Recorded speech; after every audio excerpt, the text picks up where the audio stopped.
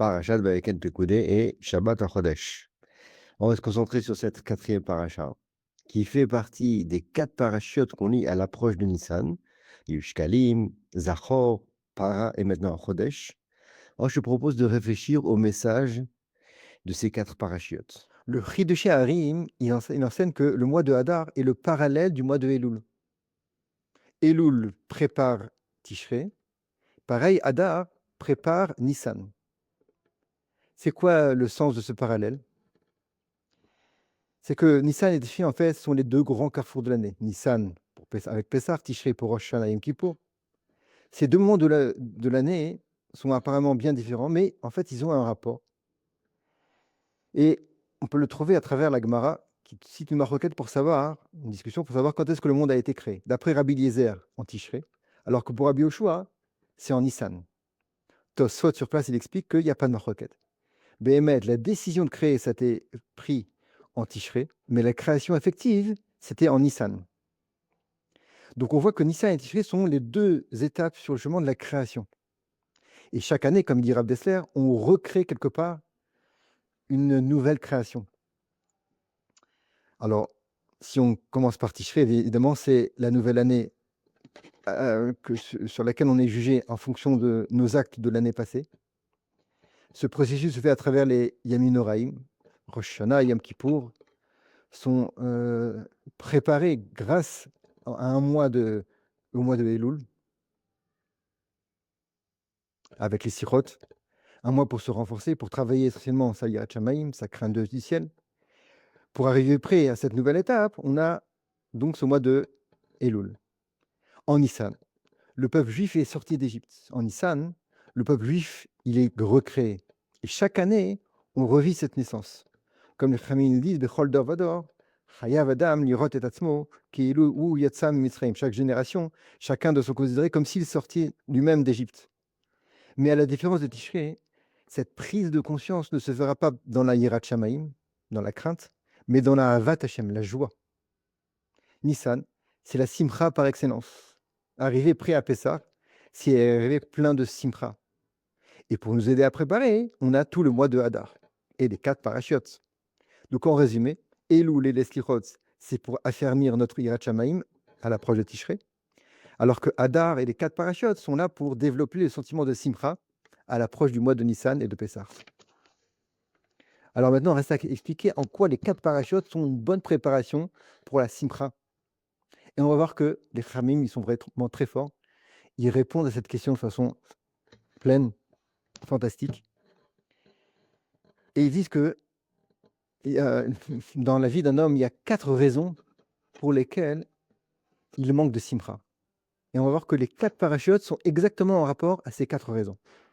Alors, on va commencer par la première paracha, parachat Shkalim. Elle vient en rapport au fait que certains hommes sont attristés de ne pas comprendre le sens de leur vie. Ils se disent, bon, quelle importance j'ai dans mes actes, ma petite vie est dérisoire. Parashat Shkalim vient répondre à cela. Chaque juif, quel qu'il soit, devait donner une machatzit shekel. C'est pas grand-chose, une dizaine de grammes d'argent, quelques shkalim. Il y en a qui disent que 3 pièces de 50 centimes, ça suffit. Mais la somme de tous ces machatzit shekel va permettre d'acheter les korbanot de toute l'année. Toute la avoda, tout le culte de l'année s'effectue par ce petit machatzit shekel. Ainsi, on dit à cet homme-là qui est triste, tu ne t'en rends pas compte de la portée de tes actes. Tu as l'impression d'être inutile. N'oublie pas que tu fais partie d'un tout. Il y a là-haut quelqu'un qui dirige l'histoire, quelqu'un qui fait la somme de tous ces petits actes pour faire avancer l'histoire dans la direction qu'il a donnée. Et chacun a son rôle à jouer. Voilà, ça c'est Parashat Shkalim. Le deuxième facteur qui dérange notre simra, c'est le mal, l'existence du mal dans le monde. Le mal est là. Des fois, il est incarné par des personnes sinistres. Ils font des dégâts, ils volent, ils blessent, ils tuent. Certains même s'enorgueillissent de ça. Tout ceci déstabilise notre joie. Écoutons donc la parashat Zachor. Qu'est-ce qu'elle nous dit? Timbre et Zefer Amalek. Efface jusqu'au souvenir de Amalek. Oui, Amalek, c'est le mal. Il est là. Mais il faut savoir qu'il est voué à être effacé. Si Hachem laisse le mal exister dans le monde, c'est qu'il correspond quelque part à une certaine nécessité. mais celle-ci nous échappe. Mais le but ultime du mal, c'est de disparaître. Timché et Zecher Amalek est là pour nous dire que le mal, il est là, mais il faut savoir qu'il va partir. Et grâce à ça, on arrive à une simcha. Ça, c'est la deuxième paracha. Troisième point, l'existence de la Midat Adin, l'attribut de justice. Savoir dès qu'on est constamment jugé, qu'on doit rendre des comptes sur chacun de nos actes et nos paroles, c'est a priori pas très réjouissant. Pour permettre à la joie de s'épanouir, penchons-nous sur la parashat Paradoma. Et Mefarshim explique qu'elle est entièrement une évocation de la Midat Adin. La Paradoma, comme tu sais, c'est la vache rousse que l'on brûle. Or, dans la Torah, on sait que la couleur rousse, est toujours synonyme de Midat Adin. Pareil pour le feu. Quel est le but de la Paradoma?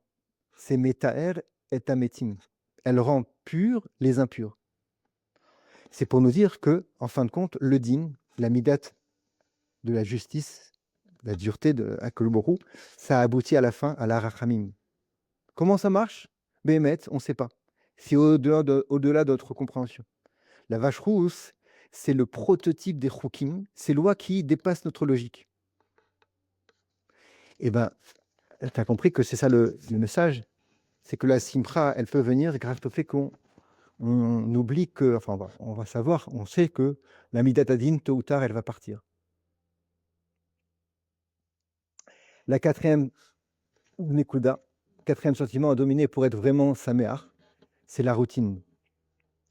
Quand on fait des choses avec l'habitude, ça émousse notre enthousiasme, même pour les choses les plus chères. C'est quoi le remède? Eh bien, tu as compris, c'est la parashat HaChodesh, la hitratshut, le renouvellement. C'est pas découvrir des nouvelles forces qui n'existaient pas en nous, mais c'est revivifier, ressusciter les forces, le potentiel qui est endormi en nous. C'est vrai que dans notre vie, on a des bas, des hauts, des creux, mais il faut toujours savoir que c'est une prélude à de nouvelles périodes fastes.